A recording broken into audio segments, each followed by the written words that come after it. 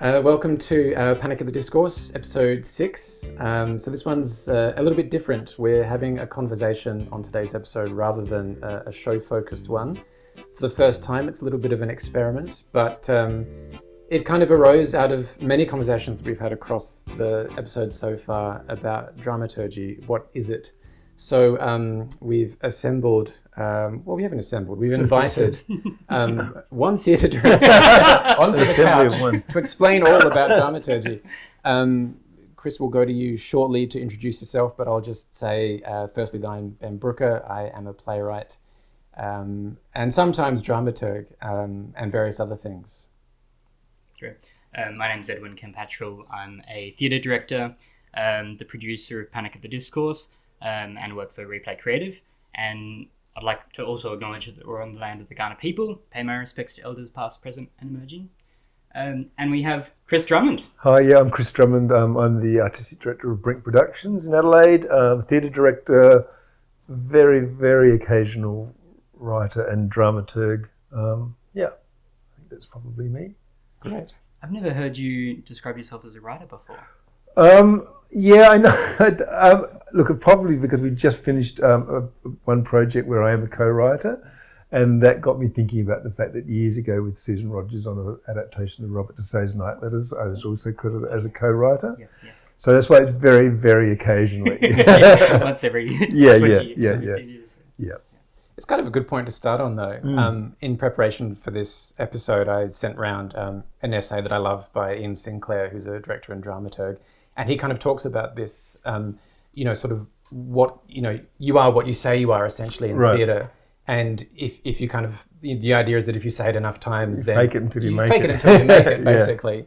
And I think that's true of dramaturgy in Australia particularly. I mean, Ian does note in that essay that I think now there is a dramaturgy course at VCA.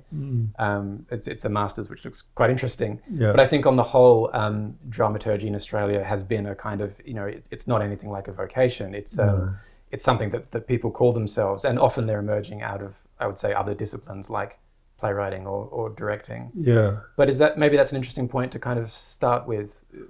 What is dramaturgy? And who gets to call themselves one? Yeah. I guess I think often people say, for example, that actors are the best dramaturgs. But I mean, for a working definition, it's really hard. I can remember when I was at uni, and the then head of the Playwrights Centre, it was Maybrit Ackerholt, and I met her and Stephen Sewell, and there was this big conversation about what is dramaturgy, and Stephen was this great Australian writer.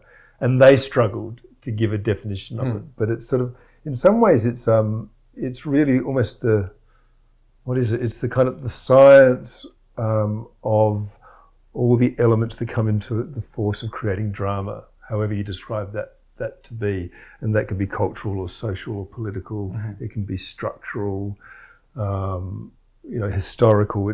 You're the advocate to a playwright, or you're the provocateur in a rehearsal room with a series of devisers.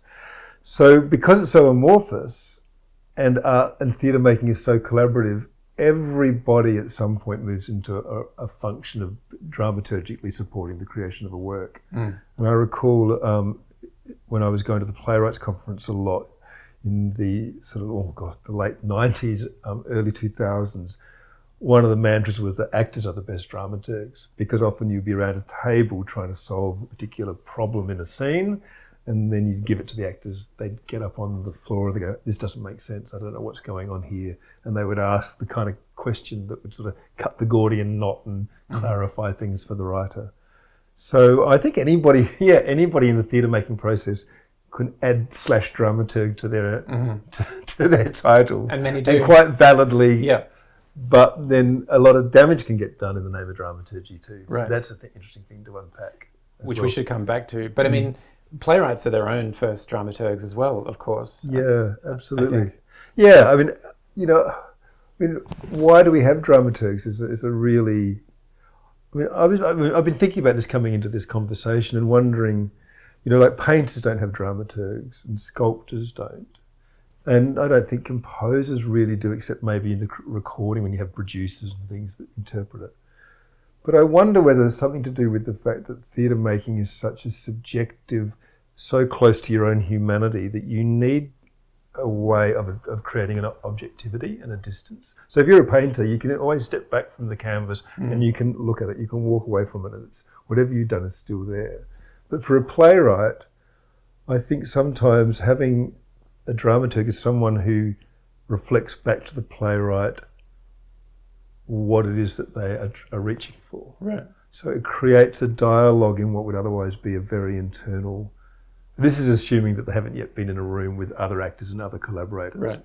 But I think it's got something to do with enabling the creative artist who's at the centre of a work to have an objective discourse about what they're doing. How am I tracking? Am I articulating what I think I am? I don't know how to get through this. Well, I think there's another role in theatre which is sort of analogous, which is the outside eye. Yeah. Which I think is, you were saying dramaturgy is quite amorphous. I think that's even more amorphous. Yeah. But I think it fulfills the same function that you're talking about, which is that kind of outside perspective, which I think playwrights need. And obviously I think directors and actors and designers are coming from slightly different that's points. Right. But in terms of definition, I mean, I was thinking about this as well. And I think, you ask 10 different theatre makers what a dramaturg is, you'll get 10 different answers. Yeah. I mean, I have a really crude analogy that I sometimes use, which I think of as like a car. And if you imagine that the car has been kind of, the playwright is the person who made the car. Yeah. You have the driver, who is the director. Yeah. And then you have the dramaturg, who knows what's going on under the hood. Yes. They're the person who understands the mechanics of how that vehicle works. Yeah. And I think that's a little crude, but to me, it gets at an important point, which is that theatre it's a technology, it's a machine. Yeah. And that's why it's playwright, WRIGHT, Yes, that's and not right. WRITE. Yeah, that's right. Because it's something that's wrought, that's constructed. Yeah, Plays they're aren't vessels. written. They're vessels to carry Right. a temporal performance. Right. Yeah. So I think to me that's it's a crude but useful kind of working definition of what dramaturgy is, and I think sort of sitting alongside that is what dramaturgs actually do in the room, which I think is a slightly different. Maybe that's a different definition or a different territory. I think it changes too. I think that in a rehearsal room, a term I like is that often the dramaturg is the advocate for the playwright. Right. In that if a writer gets a bit sort of, lost in the woods and trees of their own work at a particular moment in a rehearsal or a workshop, and everybody's got their opinions swirling around, it's often the dramaturg that will sort of calm the farm and go, okay, and restate, help restate for the writer what their long-term perspective is. And it's not to infantilize. I mean, writers are incredibly intelligent, artists who are often in full control of their craft, and yet when you get inside it, you do get lost inside, you lose that objectivity.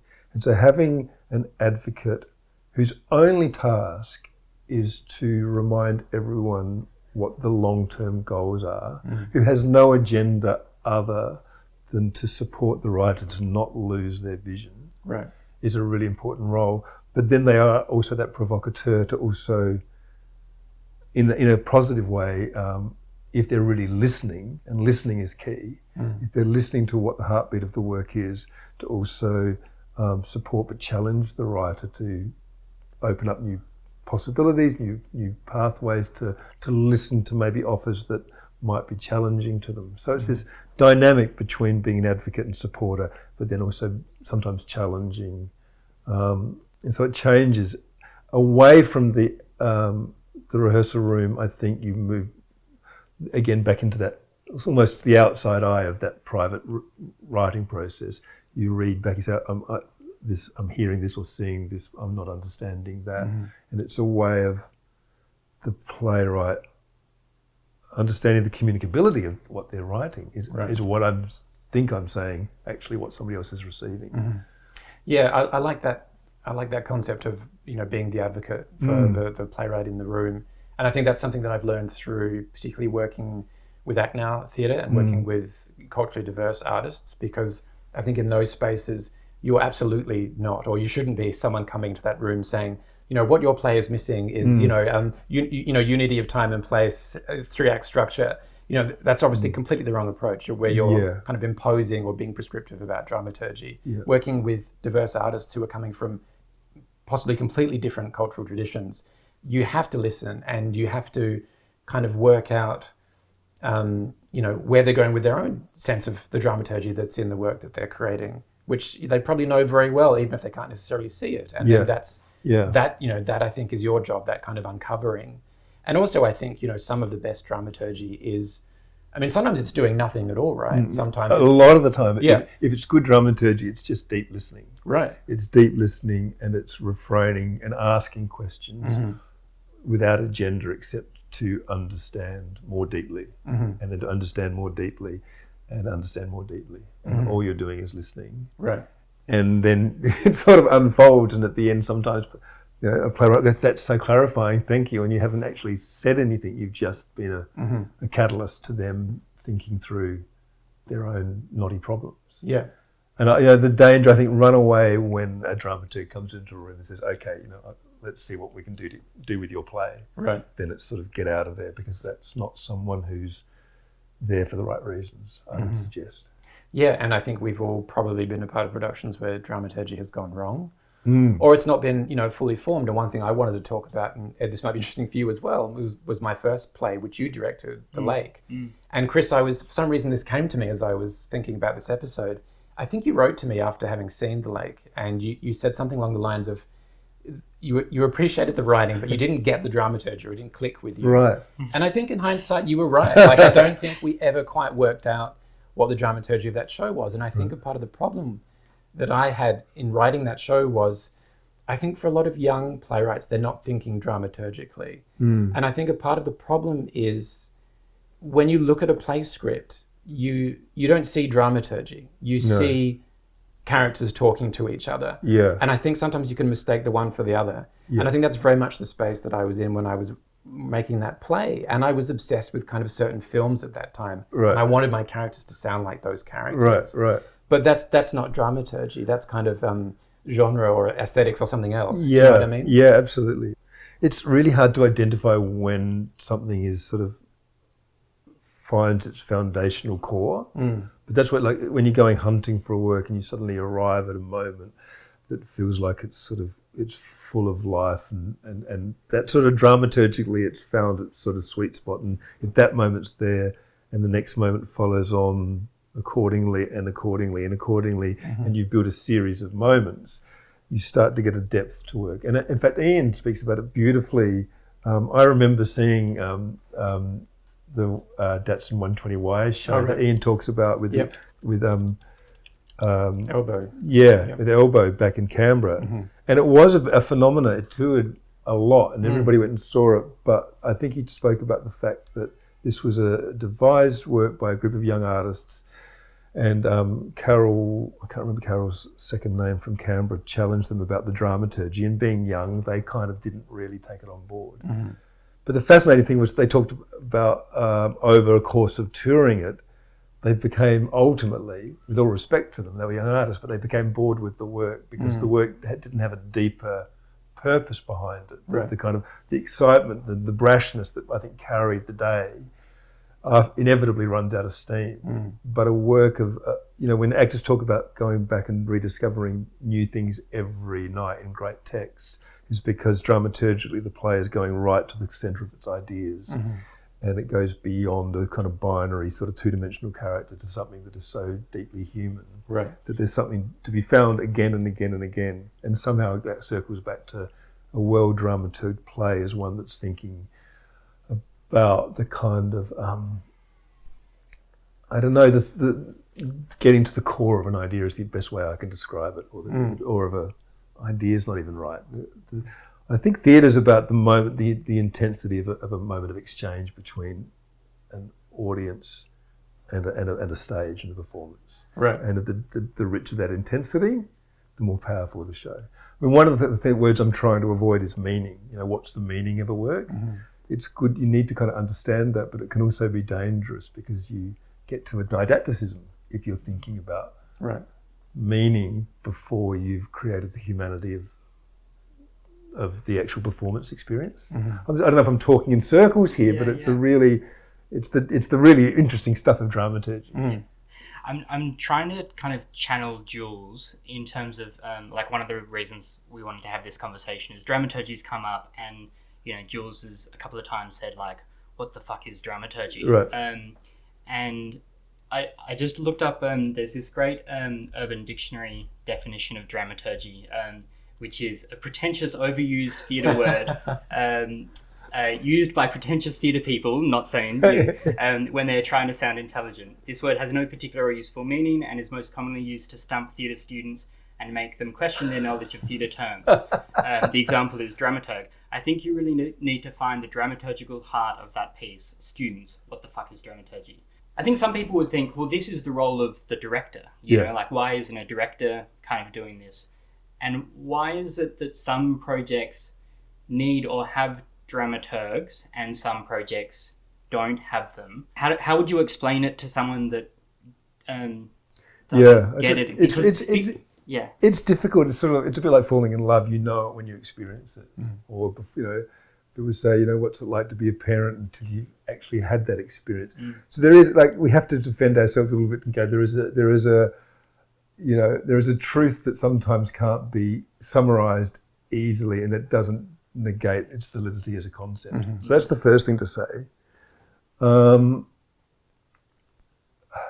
the other thing I guess to say is that it's not an exact science, and all works are different for different reasons. Some may be, if you're going to create a drama that, in the best way, is a soap opera drama in a living room with two characters in direct conflict, the complexities of what that are and how to make that a dramatic moment may be much less difficult to identify than if you're trying to break new form and still have an audience go along with you.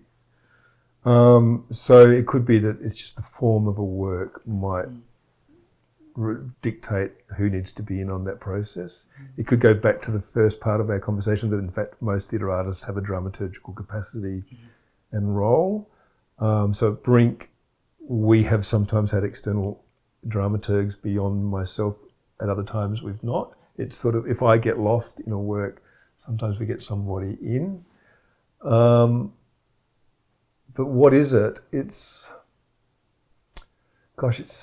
is so hard. I'm trying to think of an example of it's very, I can certainly talk about the final kind of polishing act. So when we did When the Rain Stops Falling with Andrew, who's an incredibly, profoundly gifted writer and really understands his own craft. And we, what's useful to talk about? We did a big sort of early collaboration with 7 actors, a choreographer, with Hussein Valamanesh, our visual artist / designer. God rest his soul, he just passed earlier this year. With Quincy doing music and Andrew in the room. And it was called The Extinction Project, and we spent 3 weeks improvising on the floor all sorts of narrative and abstract performance stuff around extinction. So in the afternoons, I was setting tasks like go away and come back with 3 images that are about personal annihilation, however you interpret that. And they would come back with this sort of very eccentric performance art pieces or installations or bits of text. And at other times, Andrew was setting up himself directly with the actors, improvised scenarios where he would give one actor one objective. You're in a relationship with this person, but you're going to leave them, and then give a counter objective. They didn't know what each other's were, and then put them into long-term impros in front of us that were very character-based. So we were moving from abstract to character to then choreography to music, and Hussein was making, it was just this wonderful explosion of stuff that was always thinking about the themes, looking for images that maybe made you feel something about an intellectual concept, or vice versa. At the end of the 3 weeks, Andrew had sort of absorbed all of these stimuli and sort of reassembled them into the beginnings of a story or several stories. And in fact, on the last afternoon, he kind of grabbed the 7 actors because we knew there would be 7 performers, and sort of placed them in space and sort of told us a story.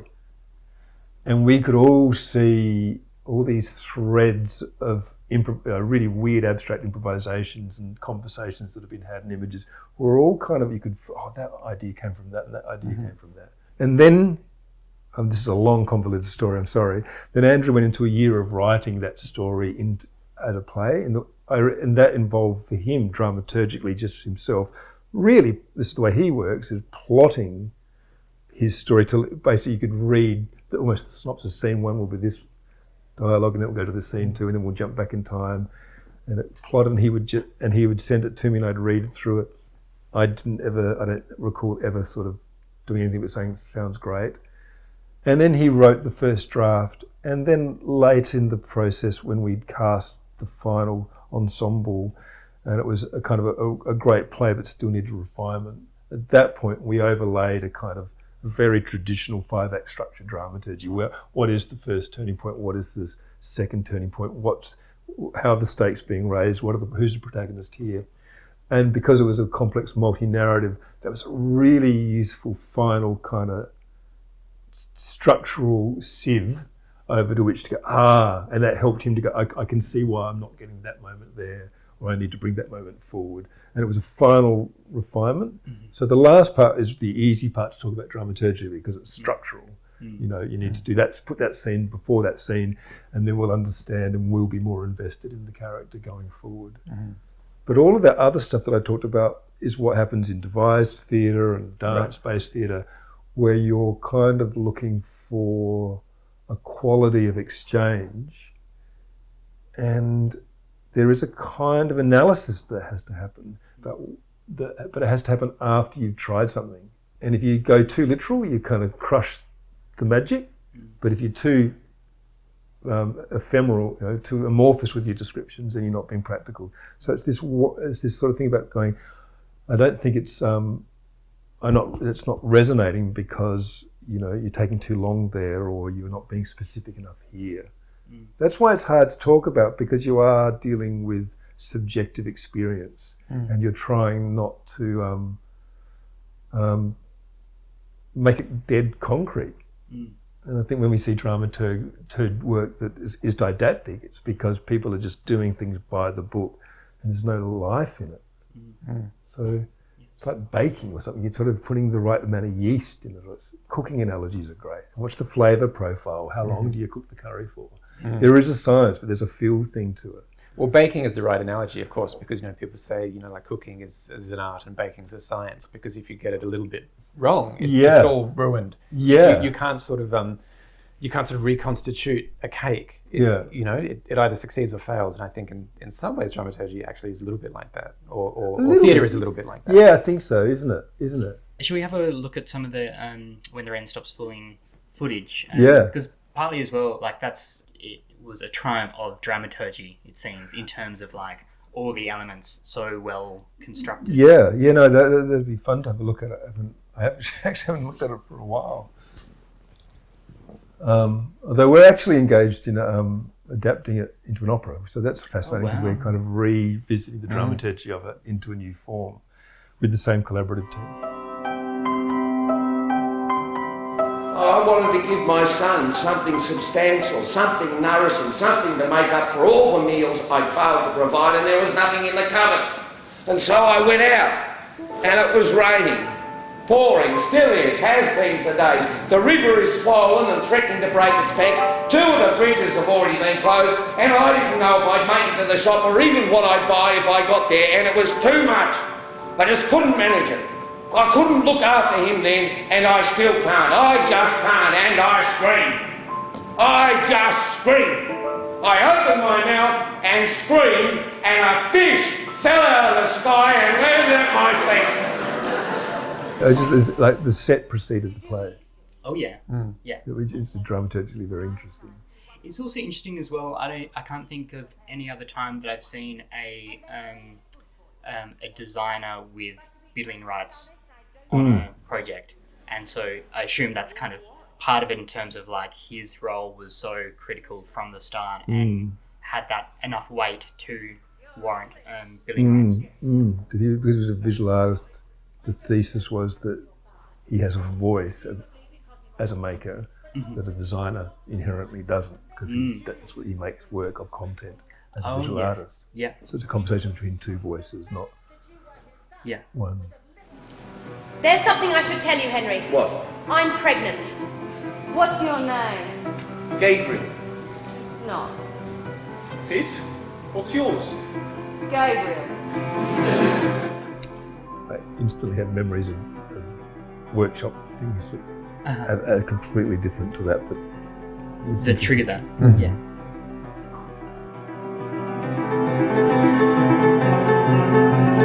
Why did they choose me, Beth? What's wrong with me? Nothing. There's nothing wrong with you. We could go away. What? We could leave London, take Gabriel and start again. Leave? Where would we go? I don't know. Australia. What? I'm going away, Mum. To Australia. I'm not sure how long for. And I have such a yearning to stand under a different sky to the one I was born under. Sometimes I just wish you would scream. I don't know what that would achieve. It would tell the world you're in pain. There's been an accident in a car.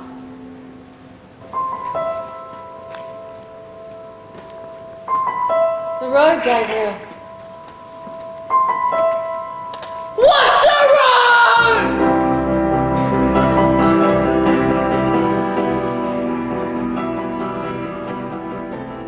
Does those big beats like Henry, do they? No, yeah. It's extraordinary.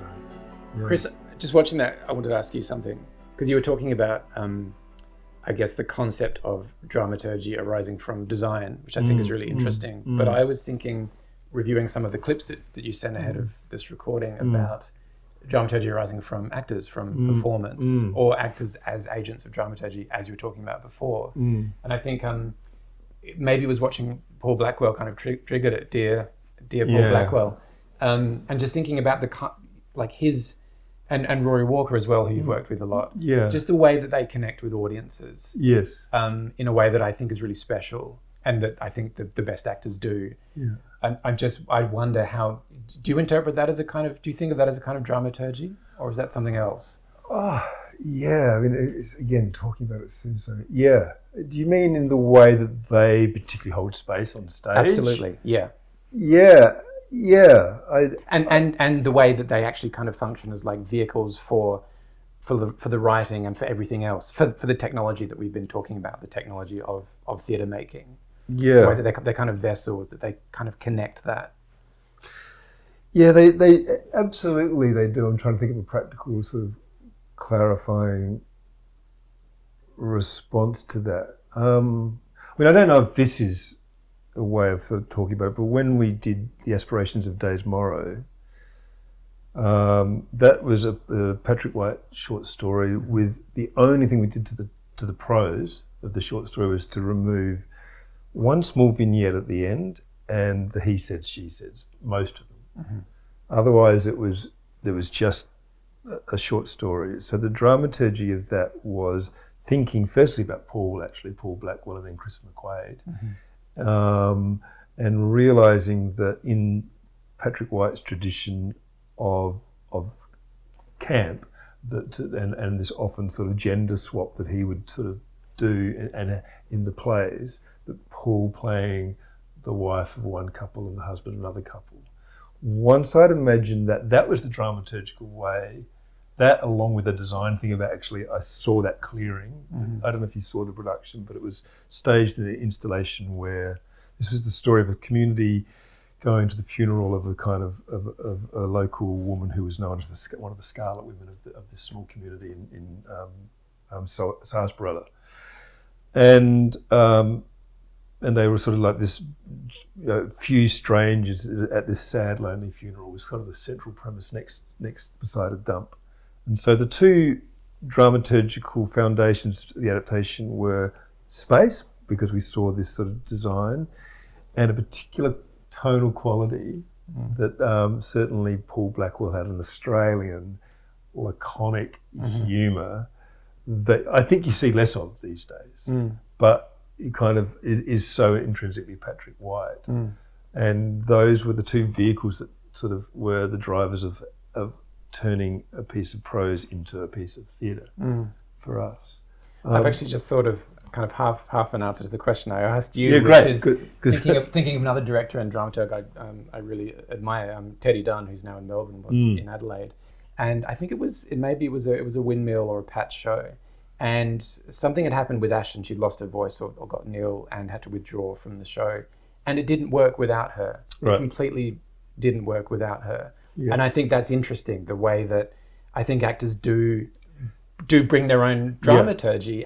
And I think as you were saying, it can really kind of alchemize other elements that are at play and make that connection with the audience. Yeah, I mean, I don't know that I would use the term dramaturgy for what you're describing in casting, because there's a point at which dramaturgy becomes anything that makes theatre work. Right. And then it becomes so wide that I think then we're in danger of that impractical definition that we go, well, so, because, whereas I totally take your point that it's casting, which is, of course, a drama, like the science or the alchemy of what makes a moment of performance work. Sure. And absolutely, and sometimes with recasting, the best dramaturgical decision is to go completely the opposite to the last casting rather than to get something close to it. Right. And sometimes, it's like you described with Queen, where actually somebody of the same spirit re-inhabits it, and now it makes sense again. Right. But is again and again and again. I mean, that's why they say casting is 90% of it. Right. Because if you cast a play well, then all of the directorial rehearsal and dramaturgical things sort of fall away, because there's a kind of embodied complexity in good casting. I think it was when we were talking before we started recording, Chris, I think you were kind of talking about meaning, or you were trying to avoid talking about meaning. But actually I think that's what it goes back to, because I think it's when all those elements come together and meaning is created, because to me I think that's ultimately what dramaturgy is. I think it's so. meaning making. Absolutely. I think the reason I say we try to avoid it, it's a bit like the worst way to set up a joke is you want to hear something funny, and then you tell that you don't do that. You play it straight, and then afterwards you can say it was funny. I think it's if in the making of a work you're too earnestly or too early looking for what something means, it's sort of being weighed up for its value, right? Or it's being analysed before it's being experienced. Whereas what piques my interest? What do I want to? Where do I want to stay longer? Where do I forget? Looking at my watch, what are those moments that sort of I just find compelling that I can't quite describe?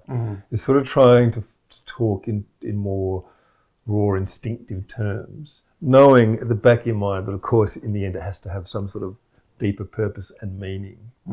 But it's sort of the people that I've sort of spoken to about this stuff will invariably say, I don't care what it means. In the making time, I don't want to know what it means. That's not what I'm worried about. It's other things. It's about all the things about music, about tension and release, and weight versus lightness, and contrast, and contrapuntal, where you've got one thing going this way with something going the other way. So music's a huge thing for me, and I think it's another way to think about the dramaturgy of drama. Is if you look at arrangement, and in a piece of orchestral music, and all of the different sort of pieces, in a way. A play, what you see on the page are the notes, but actually what's going on is these contrapuntal flows of tension and release within the characters. They've all been thought about and considered dramaturgically, either by the writer or by a team that kind of understand that don't talk about what's the elephant in the room for the characters. Keep the characters talking about something else and keep the tension boiling until it's at breaking point. And then let it explode. That's a dramaturgical kind of structure. Which reminds me of something that I heard Van Batten say once, the Victorian playwright. She kind of said she writes every scene as though there's a time bomb ticking underneath it. Yeah. And I think that's, I don't write like that, but I think that's a particular dramaturgical choice, which is an interesting one. You know what I mean? Yeah. Yeah. Yeah, I mean, in the end, I guess, one of the first questions I would ask a writer or the person who's making a work is, what's the experience that you want the audience to walk away with? Yes. And again, it's not that meaning, but what's the exchange? I mean, are they walking, sort of being shattered by the work, or elevated by? Just give me that primal thing, so at least I'm sort of plugging in. And then in a way, you're kind of dramaturgically, everything's done is to some degree, is that leading me towards that experience? It doesn't need to have that experience, but will it lead me towards that experience in the flow of something? I mean, that's interesting because I've come up against that as a problem before. So I directed a kind of an anthology of my own shows in Fringe in 2016, and I was working with an actor who was kind of obsessed with thinking through what the audience was getting from his performance and the play that he was in.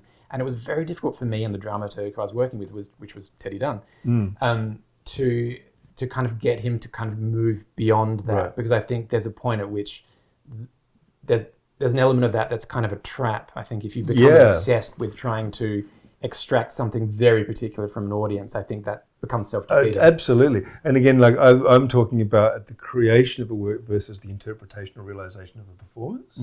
So when a writer or you're making a devised work or writing a play, I think it's a really valid question to be asking about what is this experience that the audience might have. And not that you're writing it for the audience, because in the end you have to make work for yourself. Totally. But you're also having an exchange with other human beings. So on those terms alone, you're just asking, what is this exchange that we're having?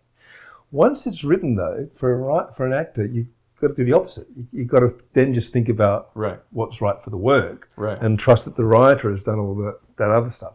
I mean, I don't know what relevance this has to our conversation, but particularly when I'm doing work from the canon, I'm not a huge one for lots and lots of research away from the play. I'll read the play, 10, 15, 20 times, and if I don't know something, I'll look it up. But otherwise, I just trust that all the answers are in the play. And I don't think I've ever been accused of doing a work that's sort of not considered. But I feel like it makes us have to rely so deeply on the play. And then if we reach a question, well, what does this mean? And I often will get caught out sometimes in rehearsal and get somebody say, what's the meaning? Oh, I don't know. We Google it, we find out. But it's because the writer has done that dramaturgical work. That means that all the answers are embedded in the marks on the page. And that's what they are. They're marks on the page of human emotion and human endeavour. The words themselves are just they're just the articulation of something much deeper that's going on in a human being. Well, they're a kind of blueprint, aren't they? And again, Ian Sinclair talks about this, and you were mentioning music before, and he kind of talks about the slightly strange fact of, nobody nobody except the most kind of crazy musician would sit down and just read a music score in the way that we might sit down and read a play script. And I think this is one of the reasons that we absolutely killed Shakespeare for, generations of school students for some reason over and over again. Because we don't go and take them to see a great production of a Shakespeare play, which is what we should do. We sit them down and assign parts and make them read plays that they have no fucking hope in hell of understanding. No, exactly. And because that's not what they're built for. And we tell ourselves that this is just a intermediary step before we then go and find out. It's actually a destructive thing to do. It is. Yeah, it really is.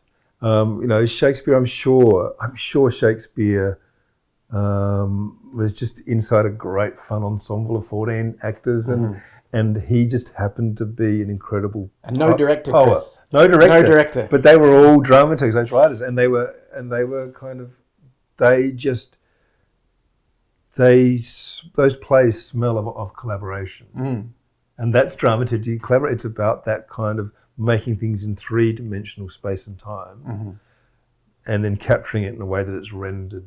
And that's why great plays, they can get different productions, but two things happen. They can withstand different visions, but there's also something is brought to life, like a good joke. You can retell a good joke 400 years later. Right. That's a great piece of dramaturgy. That somebody's understood the setup.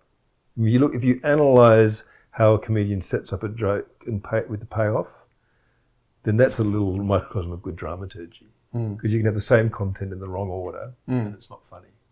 Well, the same thing happens in tragedy and in all sorts of things. Things have to happen in the right order, in the right way, at the right length of time, with the right intensity. And if they do, you can elicit something like a howling laughter or tears.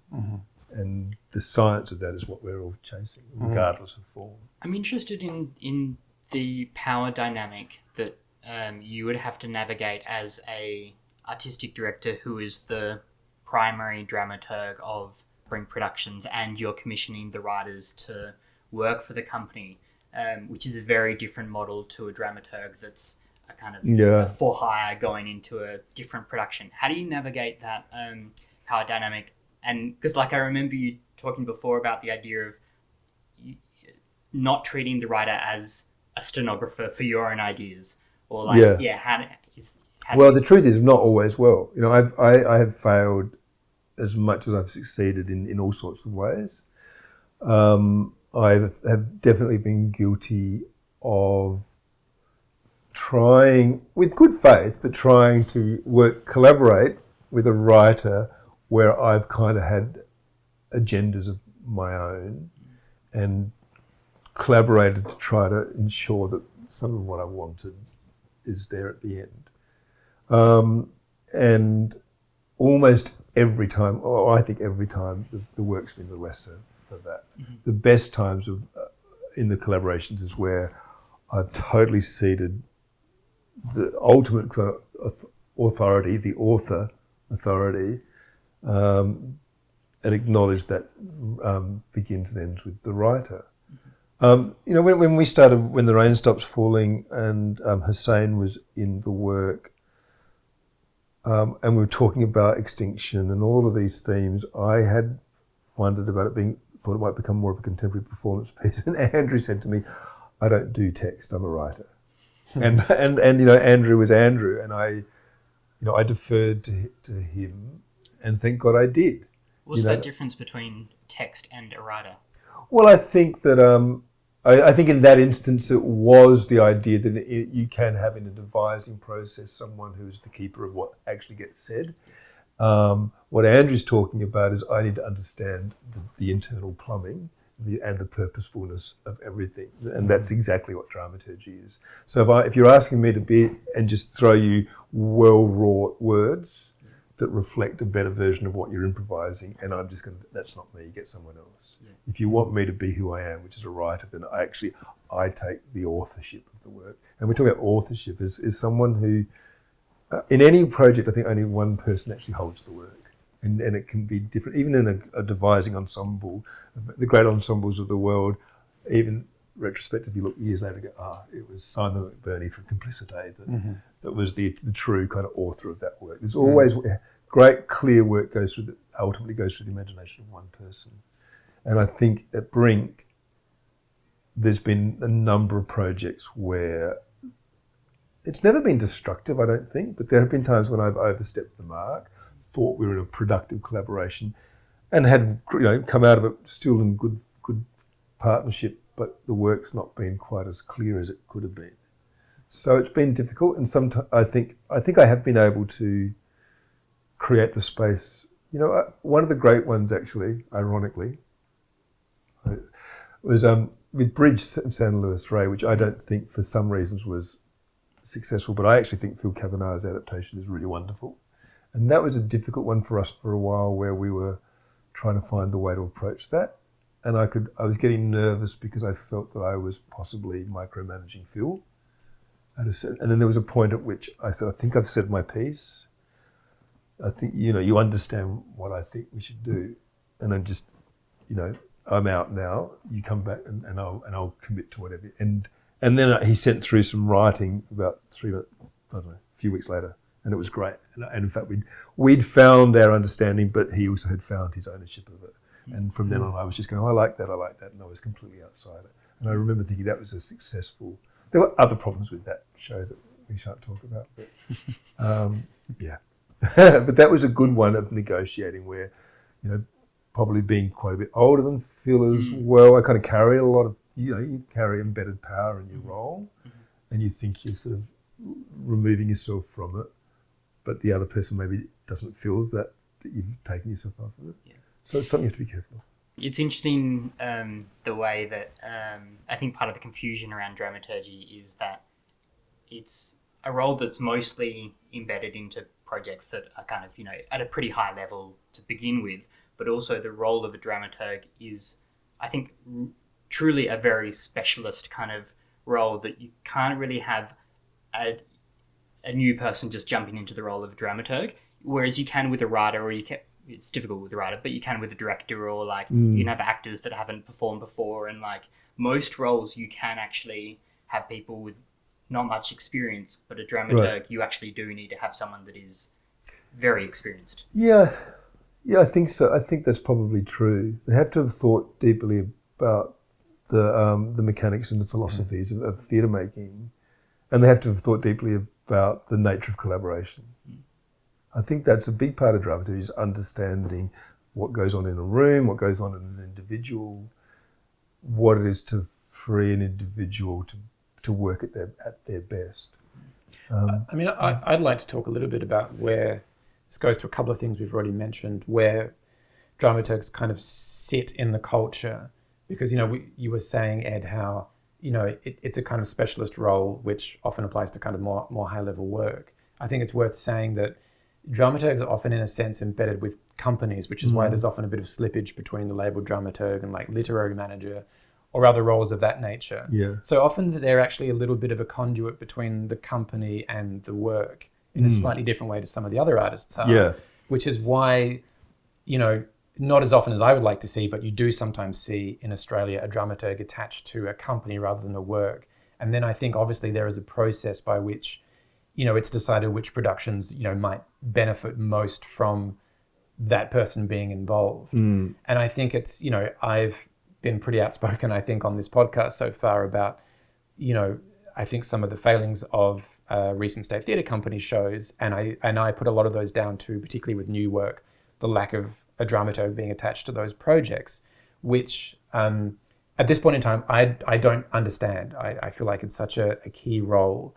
And I think there's two parts to this, and I think a part's generational and a part's cultural. So, for example, there was, you know, David Hare, the British playwright. He had this kind of slightly controversial column out a little while ago, and he was kind of talking about his kind of, you know, there's this very kind of English contempt for like, you know, kind of, you know, European traditions, which is what dramaturgy is. It's essentially a German tradition.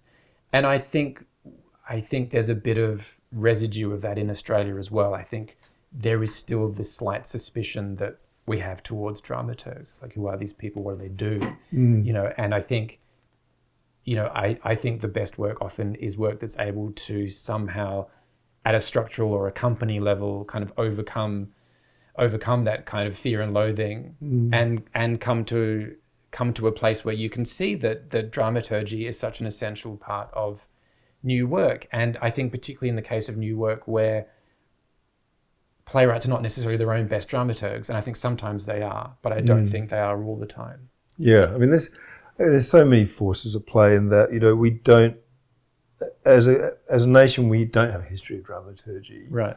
And we aren't funded to the levels of German theatre. Exactly. And we don't, and the German tradition of theatre making and European theatre making versus the English tradition is very different, in which the kind of mise-en-scene, all the design performance elements work, I think, is sort of, in a gross generalisation, are more in play as a central question in work made in Europe, particularly in Germany, where dramaturgy is embedded in companies. Right. And you have the luxury of development and rehearsal time for those which all goes, and so everybody that kind of understands that when they come to a theatre, there will be a dramaturg within the organisation. So that's going to be a relationship you will encounter with the house dramaturg. Right.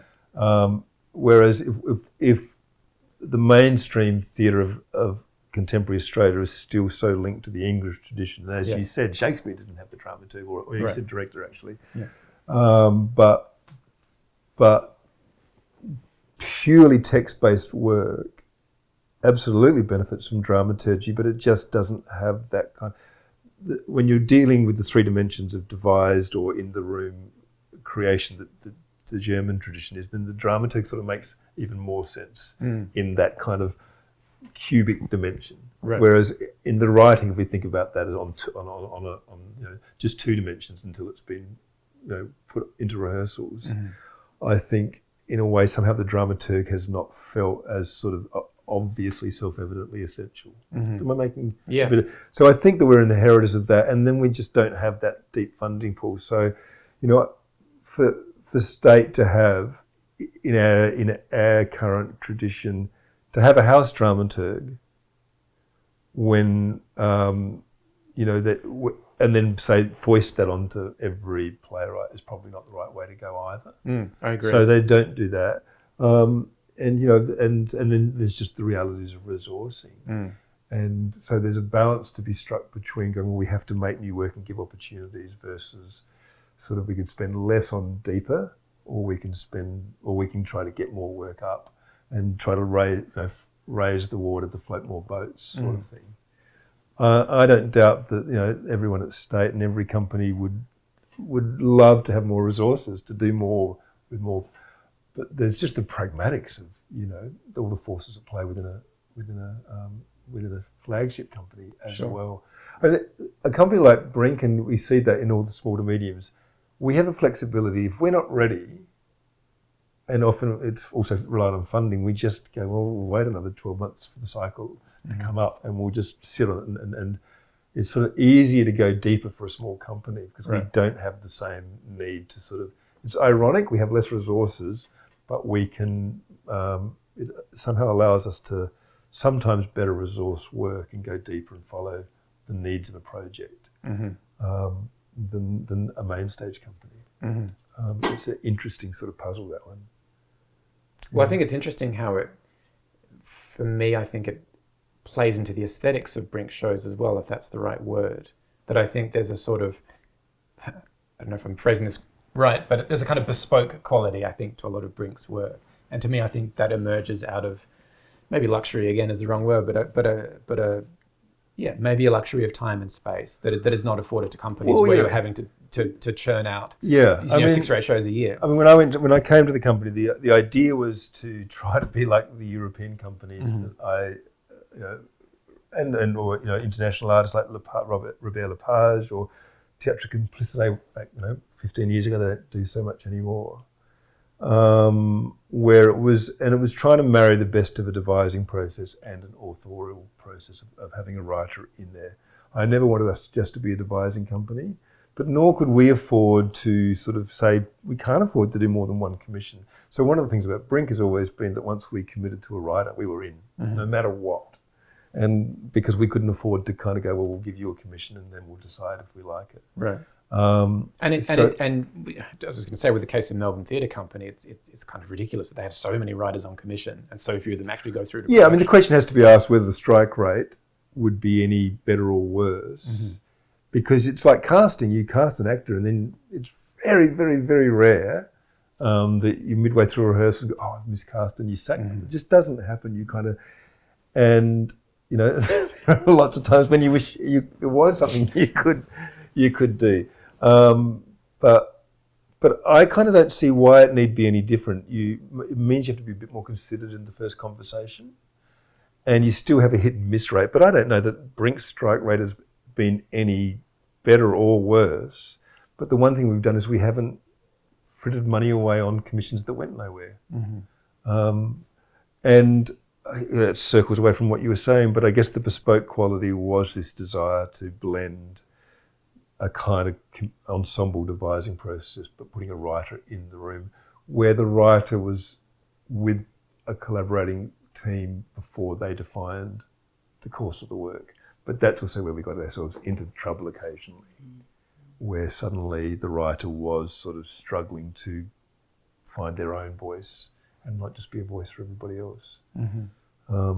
So, I mean, at its best, I'm really sort of proud of the way we've worked and the body of work and the diversity of the projects. But we've moved away from straight plays because they're so expensive and difficult. We moved through a period of adaptation like Memorial and Days Tomorrow. So we're keeping the ethos of dramaturgy and collaborative performance and great writing, but sort of had to move away from that. And now we're in this fascinating thing we were talking about before the cameras about the biography, a lot of solo biographies that have come out. Some that are now purely devised, some that are co-written. This show is inspired by my great-grandfather, George W. Walker. Whenever I told anyone about my great-grandfather being a vaudevillian performer, they've always said, well, you should do a show about that. So, So the principles are always the same, and I'd love to get back to sort of that bigger putting a writer into a devised process, but it's costly. Well, I mean, it's that seems to kind of encapsulate a number of, I think, kind of ways of where we're at with theatre. I mean, the biographical theatre that you're talking about, but also process-driven theatre, which of course is where so much theatre is going now. I mean, you know, people sometimes nostalgically talk of the old days when a cigarette smoking playwright would bang out 70 pages, send it to the theatre company, and rock up on opening night. Yeah. And as a writer, there is something deeply romantic and attractive about that prospect. But I mean, I think like that's a myth though. Like even when playwrights were the heroes, they were still inside an ensemble, like Stephen Saul or something like that. Right. Or Louis Nara, and I think Carol Churchill's long relationship with the Royal Court. But writers have never worked in isolation in theatre, I think. But it is romantic still. We're not in an era where playwriting is being championed in the same way as it has at times in the past, and it will come back again. But I think we're kind of in this sort of powerful phase where there are so many voices that have never been sort of centred before on the main stage. And I think that, because those voices haven't maybe had the opportunities, that this sort of process-driven aesthetic is probably not coincidental, that sort of scaffolding the kind of the centering of new voices. We've got to enrich what they've got to say with more process in order to support the power of those voices, and try to build a tradition that can then continue. Sure. I was just going to say, I mean, it has been a director's moment as well. I mean, if you think of maybe the kind of the kind of flagship artists of our time, I mean, even for me as a writer, most of them, I think, are directors. You think of Ivo Van Hove, you think of Kate Mitchell, you think of Barry Kosky, you think of those, we don't think about writers. We don't think of writers. I mean, even here, maybe you'd think of a Kit Williams or someone over, Hanny Rayson or whoever. Yeah, no, I think it's true. I mean, as you look at the tradition of who were the innovators of the 20th century, like Brecht and again Churchill or Pinter. Right. Those were the artists that were at the vanguard of new form and what was seen as the cutting edge. And about 20 years ago, I reckon, 15, 20 years ago, directors' theatre really came into the fore and has sort of stayed there. And now we're talking about, this shift from an actor standing on a stage saying, let me tell you our story, to standing on stage and saying, let me tell you my story. Right. And that sort of goes right to the selfie culture and all of the things, like it's all related to to where society is going at the moment. So it's interesting that it's sort of organically reflected in the theatre. Yeah. I mean, just to note, we've just hit an hour. Okay. So we'll kind of start to wrap up soon. Yeah. I mean, I was just going to kind of maybe finish that part of the conversation by suggesting that, these things they always come in waves. Yeah. And I think there's, I think it's very much circular. I think we will return to, perhaps the primacy of the writer at some point. And, there's been great change, I think, structurally in the landscape, obviously arts funding. But also in, you were talking about the playwrights conferences, which was Australian plays, and now it's Australian. The era that I remember was Australian Plays Centre, which then became Australian Plays, and now is, I think, Australian Plays Transform, which I've never understood what that means. APT. No. But yeah, I mean, I guess it's a process of change, and as you were saying, I think that the great boon of this time is the diversity of voices that is now on our stages. And a lot of it is incredibly good work. And as I was saying, at the near the beginning, I think for me as a dramaturg, working in spaces with diverse artists is something that's incredibly interesting and challenging. And anything that kind of takes you away, I think, from kind of Western dramaturgical and playwriting convention for me is interesting, and I'm interested in those new forms. And I think younger audiences are interested in them, and I don't think they I don't think they have some of the same hang-ups, that I was talking about before, that kind of suspicion of dramaturgy or other things. I think they're much more kind of open to a fluidity of roles and a wide variety of form. And I think that's all to the good, I think. Yeah. I mean, things will keep sort of cycling through, won't they? But they don't. You go and see melodrama or farce, and at some point, that was a cutting edge new form. The people that had real vibrancy, and we can look at it now and go, that was always archaic. But there was a time when those things spoke to the zeitgeist, and we'll see versions of melodrama and farce come through, but they won't be the same. It's not a simple return. So we'll come back to the primacy of the writer, but it will never be what it was either. It will be cyclical. But if we don't want it to go back in many regards, because that would, if it meant losing the new voices. Exactly. But I mean, I was just going to say, even Fast had its moment recently. One Man, Two Governors was like the biggest show in the world. Well, yeah, you get these little blips, don't you? Yeah. Where suddenly you go, what is it? And then that's a really interesting dramaturgical question. Why did that one resonate again? Yeah. And what is it about that? Yeah, I mean, I think the standard answer to that is, in uncertain times, we kind of, take refuge in the familiar. And I think that was definitely a part of it. Yeah. And it's interesting now because, with the state of the world, we're probably going into a global recession. We've got, war and everything else, climate change. I feel like, I don't know, sometimes I worry that, we might be kind of heading back there. Do we, like taking flight in these traditional forms rather than embracing the kind of new and adventurous, which I think we have been doing for some time. Yeah. So I think it'd be interesting to see where we go with that. Yeah. No, I can only agree. I think we'll see both, of course, won't we? We'll see things sort of continue to evolve, and then we'll retreat, and we'll go forward, and we'll retreat, and we'll go. But when something of the past suddenly flares back into life, in the end, it's because something authentic has suddenly been found in an old archaic form for a moment. Somebody's refound. It's like, that farce, they found genuinely good, funny jokes, and for a moment that was great. Right. But thank God it doesn't herald, a lot of other farces to follow in its wake. Yeah.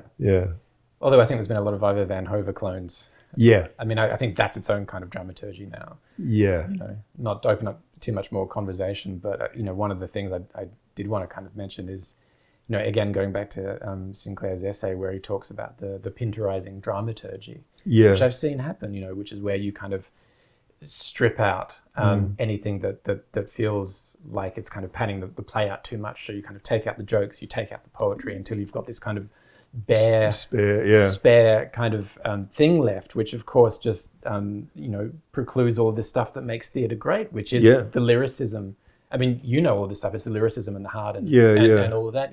Julian Merrick once said to me, like, the amount of information that is contained in a play, you could fit in a thimble. Yeah, because it's not about information. It's not that. It's about the human. All those things you were talking about. Andrew Patel. It's the human condition. It's getting at big hard questions and making us feel things about them. I mean, I think that good dramaturgy should actually reveal the new voice, not take us back to old forms. I think for all artists we're trying to find what's our own authentic. I mean, for me, that's been my pursuit, is to go, who am I as a maker? What is it? And I think over time there is something that's sort of particular to me. That's it's not literal or it's not intended, but there's a fingerprint there, and that's been a constant pursuit of trying to kind of just be as honest and authentic as possible.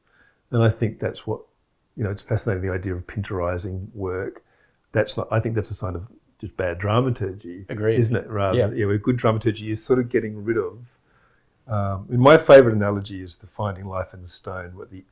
What my understanding is that the notion of Inuit carving that I've mentioned in the forward to When the Rain Stops Falling, that you don't just pick up a stone and go, I'll carve a polar bear. You go out every day picking up rocks and looking at them and putting them down and going to another place and returning to the first place another day for sometimes weeks and weeks, until one day you pick up a rock, maybe it's the 13th or 14th time you've gone to that spot and picked up that rock, but you suddenly see a polar bear jutting out of the rock. And all that's needed is to follow the sedimentary lines, but just to remove the bits that aren't the bear, and you've carved a polar bear. But it's the searching, and I think that's what dramaturgy is. You're looking for a moment of truth, a moment of authenticity, a moment of palpable meaning without naming it. And once you've found that moment, then it sort of becomes a bit self-evident. And that's, I think, the same for finding one's voice or finding what the future of theatre making is. It's sort of, it's the constant search and the attentiveness to waiting for that polar bear to reveal itself. Yeah, I think that's a beautiful analogy. I mean, except I would say that, sometimes you just need more rock, right? Yeah. And that's the problem with pinterizing dramaturgy. It's maybe the dramaturgy of this play is the jokes and the poetry. Yeah. Do you know what I mean? Yeah, well, whenever we start a new work, one of the things I say to writers, I don't want quality, just give me quantity. Just write. And that's creating rocks. Yeah. Give me as many rocks as you can. Yeah. And please don't think. Because the less you think, the more you're just accessing intuition. And then you go through and go, there's this recurring theme. That's dramaturgy. When you put those two together and suddenly the person's going, oh, it's like I'm simply, probably going over time now, but I guess the other, that thing where sometimes you have a moment in life, it's maybe after a few drinks or it's late at night, and you suddenly have a moment of clarity. And that moment, it's an insight into something about life, and usually at a particular perspective. That's what inspiration is like. And I think the art of making any art form is that an artist has this instinctive moment of clarity, usually in their heart, and then whether they're a painter or a writer, they set about trying to create a vessel, to write a vehicle that will give that moment of clarity to their community. And the dramaturgy is sort of trying to help create the vessel without queering the pitch on the purity of what's being carried at its centre. And it sounds incredibly esoteric, but if that's what you're listening for and nobody's bringing their ego to the conversation and just going, that takes us there, that doesn't, then that's the process of dramaturgy. But it's the writer that had the first moment of clarity and has to give you all of the materials with which you help them build the vessel. I think let that be our working definition of dramaturgy going forward. So there you go, Jules. Simple. Easy. Well, should we wrap up? And that's been a great conversation. Really fun. Thanks, Chris.